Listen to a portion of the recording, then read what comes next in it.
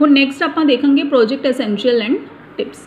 ਠੀਕ ਹੈ, ਹੁਣ ਤੁਸੀਂ ਆਪ ਜਿਹੜਾ ਚੈਪਟਰ ਹੈਗਾ ਆਪਣਾ ਵੈਬ ਐਪਲੀਕੇਸ਼ਨਸ ਦਾ ਹੈਗਾ, ਆਪਾਂ ਬਹੁਤ ਸਾਰੇ ਵੈਬ ਐਪਲੀਕੇਸ਼ਨਸ ਬਾਰੇ ਆਲਰੇਡੀ ਪ੍ਰੀਵੀਅਸ ਸੈਕਸ਼ਨਸ ਦੇ ਵਿੱਚ ਪੜ੍ਹ ਚੁੱਕੇ ਨੇ। ਠੀਕ ਹੈ, IRCTC ਦੇ ਬਾਰੇ ਪੜ੍ਹਿਆ ਹੈਗਾ, ਫਲਿੱਪਕਾਰਟ ਦੇ ਥਰੂ ਪੜ੍ਹਿਆ ਹੈਗਾ, ਆਨਲਾਈਨ ਐਜੂਕੇਸ਼ਨਲ ਸਾਈਟ, ਗਵਰਨੈਂਸ, ਕਾफ़ी ਸਾਰੇ ਵੈਬ ਐਪਲੀਕੇਸ਼ਨਸ ਬਾਰੇ ਪੜ੍ਹਿਆ ਹੈਗਾ।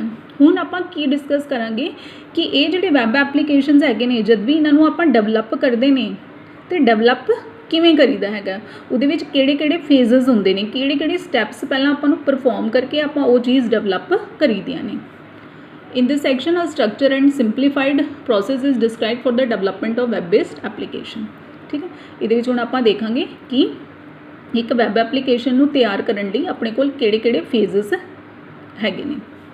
ਫੇਜ਼ਸ ਇਨ ਅ ਵੈਬ ਐਪਲੀਕੇਸ਼ਨ ਪ੍ਰੋਜੈਕਟ। ਠੀਕ ਹੈ, ਵੈਬ ਬੇਸਡ ਐਪਲੀਕੇਸ਼ਨ ਦੇ ਨੂੰ ਡਿਵੈਲਪ ਕਰਨ ਦੇ ਪ੍ਰੋਸੈਸ ਨੂੰ ਆਪਾਂ ਮੇਨਲੀ 4 ਕੈਟਾਗਰੀ ਵਿੱਚ ਡਿਵਾਈਡ ਕਰਦੇ ਨੇ।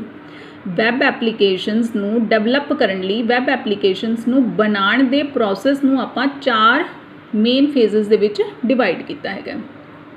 ਠੀਕ ਹੈ, during the development process one needs to follow the following main phases. ਇਹ ਤੁਹਾਡੇ 4 ਮੇਨ ਫੇਜ਼ਸ ਹੈਗੇ ਨੇ ਵੈਬ ਐਪਲੀਕੇਸ਼ਨ ਨੂੰ ਡਿਵੈਲਪ ਕਰਨ ਦੇ ਪ੍ਰੋਸੈਸ ਦੇ ਵਿੱਚ। ਕਿਹੜੇ ਕਿਹੜੇ ਨੇ? पहला हैगा रिक्वायरमेंट्स डेफिनेशन फेज, तीसरा हैगा डिज़ाइन फेज, तीसरा हैगा इंप्लीमेंटेशन फेज, चौथा हैगा टेस्टिंग फेज। इस तो इन चारों फेज तो अलावा तुहाडे कोल की हैगा, हरेक फेज दे विच तुसी एक प्लानिंग ते मॉनिटरिंग फेज हुंदा हैगा।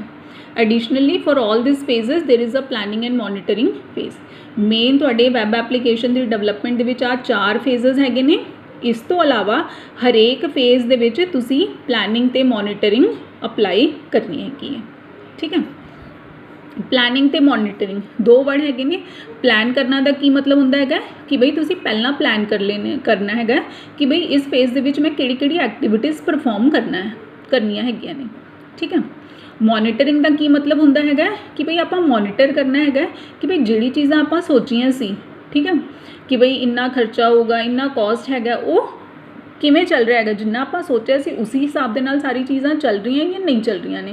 तो आप मॉनिटर करना है, व्यू करना है कि सारी चीज़ां सेम चल रही हैं या नहीं चल रही ने। मेन की दसिया ये 4 फेजेस ने, हरेक फेज दे विच प्लानिंग ते मॉनिटरिंग फेज होगा। प्रोजेक्ट प्लानिंग दे विच तुसी की करदे हो, तुसी वो एक्टिविटीज़ नूं लिस्ट करदे हो जो कि तुसी की करनियां ने, that are required to be monitor during project execution. Project planning दे विच तुसी वो सारी एक्टिविटीज़ दसोगे जो कि तुसी मॉनिटर करनियां ने।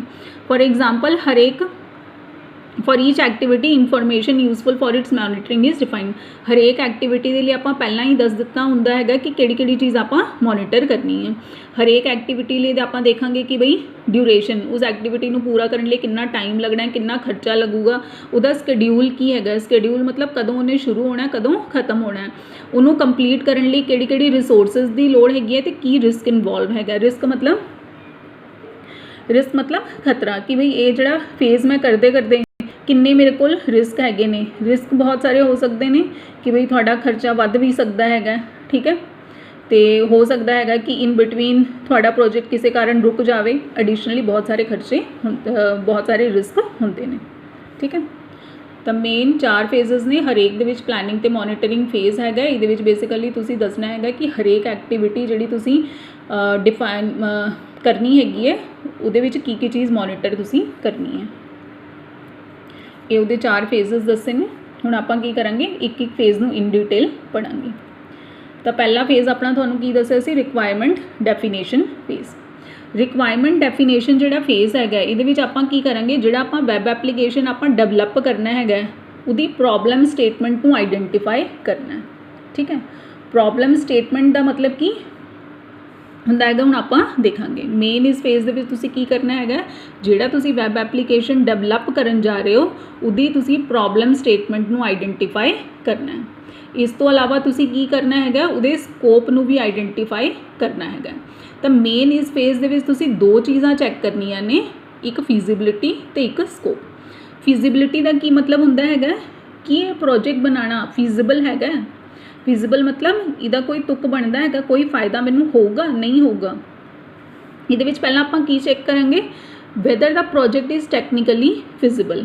टैक्नीकली फिजिबल मतलब इस प्रोजेक्ट नूं बनाउण लई जिहड़ी टैक्नोलॉजी की लोड़ हैगी है, ठीक है, वो मेरे कोल सारी है, जिहड़ी मेरे कोल टैक्नोलॉजी अवेलेबल हैगी, की मैं उहदे नाल आ प्रोजेक्ट पूरा कर सकदा हां, ठीक है। फिजिबिलिटी विच पहलां तुसीं की चैक करोगे कि यह प्रोजेक्ट टैक्नीकली फिजिबल हैगा, कि जिहड़ी तुहाडे कोल टैक्नोलॉजी अवेलेबल हैगी है उहदे नाल तुसीं ये प्रोजेक्ट पूरा कर सकदे हो। दूसरा हैगा check whether the project is economically feasible. ਇਹਦਾ ਕੀ ਮਤਲਬ ਹੁੰਦਾ ਹੈਗਾ ਕਿ ਬਈ ਇਹ ਪ੍ਰੋਜੈਕਟ ਨੂੰ ਕੰਪਲੀਟ ਕਰਕੇ ਕੀ ਤੁਹਾਨੂੰ ਕੋਈ ਪ੍ਰੋਫਿਟ ਮਿਲੂਗਾ। ਤੀਸਰਾ ਕੀ ਹੈਗਾ if feasible proceed further, otherwise there is no need to proceed with the project. तो तीसरा की हैगा फिजिबिलिटी जब आप चैक कर लीती, जे आपां नूं लगदा हैगा कि बई अपना ये टैक्नीकली फिजिबल भी हैगा, ठीक है, इकोनॉमिकली भी फिजिबल हैगा, तां आपां इस प्रोजेक्ट नूं शुरू करन बारे सोचांगे, नहीं तां इनूं छड्ड देवांगे। दूसरा हैगा स्कोप। ਇਹਦੇ ਵਿੱਚ ਆਪਾਂ ਆਹ ਦੇਖਣਾ ਹੈਗਾ ਕਿ ਜਿਹੜਾ ਆਪਾਂ ਵੈਬ ਐਪਲੀਕੇਸ਼ਨ ਬਣਾਉਣ ਜਾ ਰਹੇ ਨੇ, ਠੀਕ ਹੈ, ਉਹਦੀ ਵਟ ਮਤਲਬ ਉਹਨੇ ਕੀ ਕਰਨਾ ਹੈਗਾ, ਠੀਕ ਹੈ। ਜਿਹੜਾ ਵੈਬ ਐਪਲੀਕੇਸ਼ਨ ਹੈਗਾ ਉਹ ਕਿਸ ਚੀਜ਼ ਲਈ ਬਣਾਇਆ ਜਾ ਰਿਹਾ, ਉਹ ਕਿਹੜੇ ਕਿਹੜੇ ਕੰਮ ਕਰੂਗਾ, ਵਾਟ ਮਤਲਬ ਕੀ ਕਰੂਗਾ, ਅਤੇ ਇਹਦੇ ਲਈ ਤੁਸੀਂ ਉਹਦਾ ਸਕੋਪ ਡਿਫਾਈਨ ਕਰਨਾ ਹੈਗਾ। ਇਹਦੇ ਵਿੱਚ ਤੁਸੀਂ ਪਹਿਲਾਂ ਕੀ ਦੇਖਣਾ ਹੈਗਾ, ਕੀ ਡਿਫਾਈਨ ਕਰਨਾ ਹੈਗਾ, compile a detail list with a clear description of application feature. ਜਿਹੜਾ ਤੁਸੀਂ ਵੈਬ ਐਪਲੀਕੇਸ਼ਨ ਬਣਾ ਰਹੇ ਹੋ ਉਹਦੀ ਤੁਸੀਂ ਜਿੰਨੇ ਵੀ ਫੀਚਰਸ ਹੋਣਗੇ ਉਹਦੀ ਤੁਸੀਂ ਇੱਕ ਡਿਟੇਲ ਲਿਸਟ ਬਣਾ ਲਓਗੇ ਵਿਦ ਅ ਕਲੀਅਰ ਡਿਸਕ੍ਰਿਪਸ਼ਨ ਕਿ ਵੀ ਆ ਮੈਂ ਐਪਲੀਕੇਸ਼ਨ ਬਣਾ ਰਿਹਾ ਹਾਂ, ਇਹਦੇ ਵਿੱਚ ਆਹ ਖਾਸੀਅਤ ਆਹ ਫੀਚਰਸ ਹੋਣੇ ਚਾਹੀਦੇ ਨੇ, ਹਰੇਕ ਫੀਚਰ ਦੀ ਕਲੀਅਰ ਡਿਸਕ੍ਰਿਪਸ਼ਨ ਉਹਦੇ ਵਿੱਚ ਹੋਣੀ ਚਾਹੀਦੀ ਹੈ। दूसरा अपना की देखना है आप establish the goals that the solution must achieve. जोड़ा आप एप्लीकेशन बना रहे हैं उन्हें की गोल उहदा मेन की उहदे इस एप्लीकेशन के थ्रू आप की अचीव करना चाहते हैं, की उहदा गोल है वो एस्टैबलिश करना है। तीसरा की है recognising the limitations that are placed on the project. तीसरा आप देखांगे कि इस प्रोजेक्ट नूं बनाउण लई किहड़ी लिमिटेशंस हैगियां ने कि बई किहड़ी चीज़ां इस प्रोजेक्ट के थ्रू आप नहीं करनियां ने, वो इहदे विच डिफाइन करना है। पहला तुहाडे कोल की हैगा फेज़ हैगा रिक्वायरमेंट डेफिनेशन फेज़। इस फेज़ दे विच तुसीं जिहड़ा वैब एप्लीकेशन डेवलप कर रहे हो उहदी प्रॉब्लम स्टेटमेंट नूं डिफाइन करना है।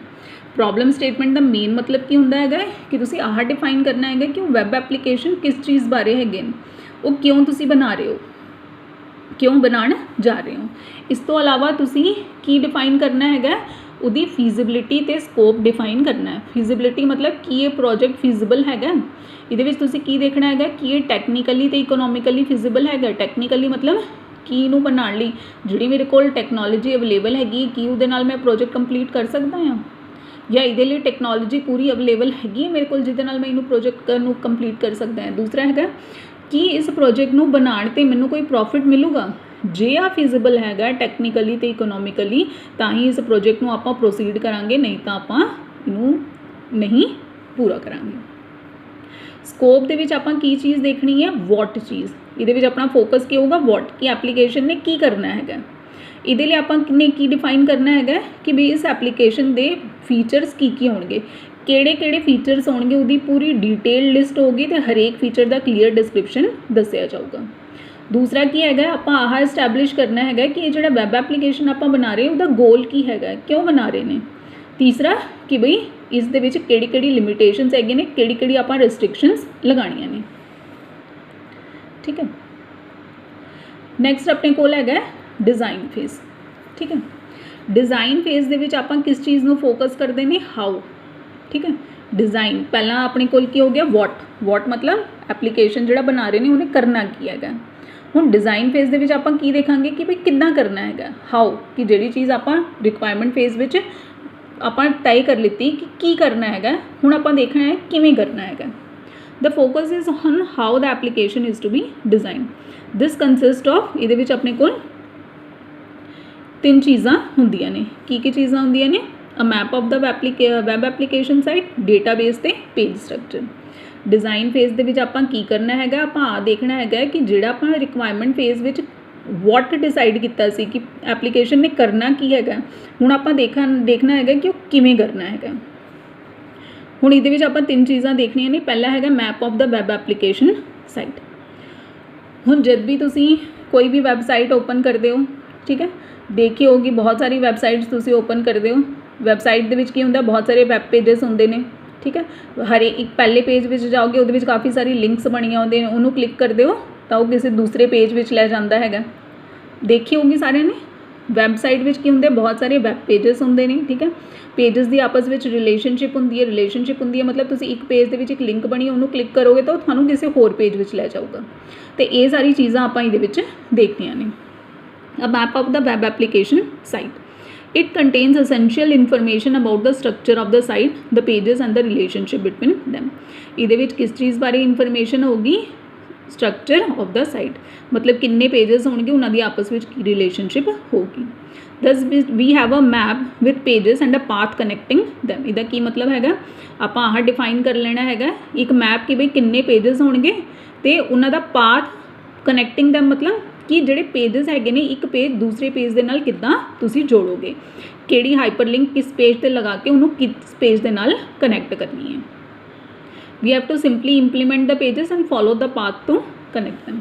तो ये सेम वही मतलब हैगा, आप पेजेस बनाने ने तो पाथ बनाना, पाथ तुसी किहदे थ्रू बनाते हो, लिंक्स के थ्रू बनाते हो जिहदे नाल कि तुसी उन्होंने क्लिक करके किसी होर पेज में जा सकते हो। दूसरा हैगा डेटाबेस।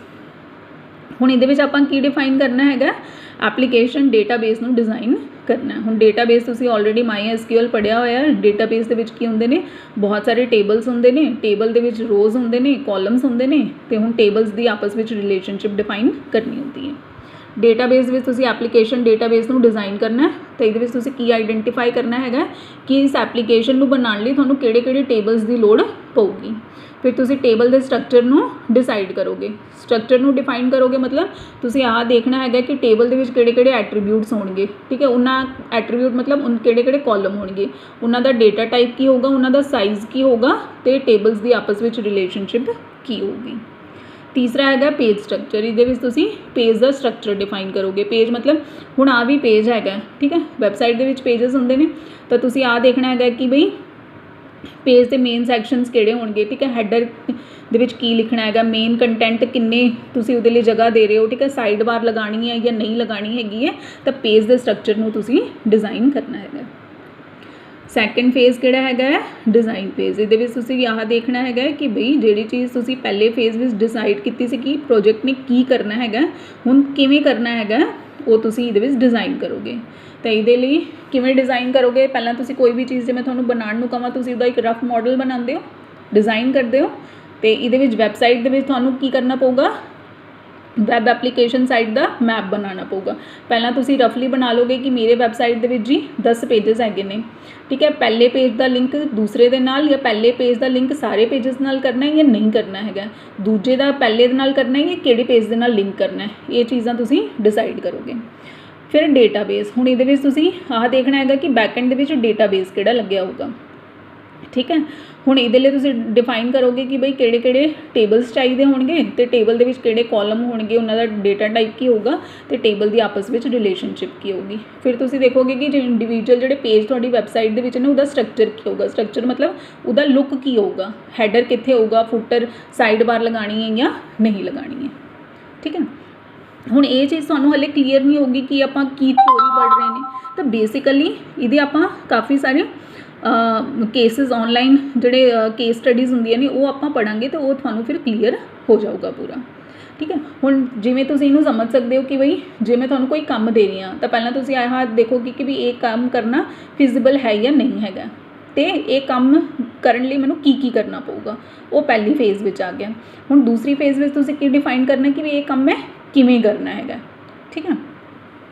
तो हले लिए तुसी आह समझ लो, जब इहदी केस स्टडी पढ़ोगे तो थानू ये पूरी चीज़ क्लीयर हो जाएगी।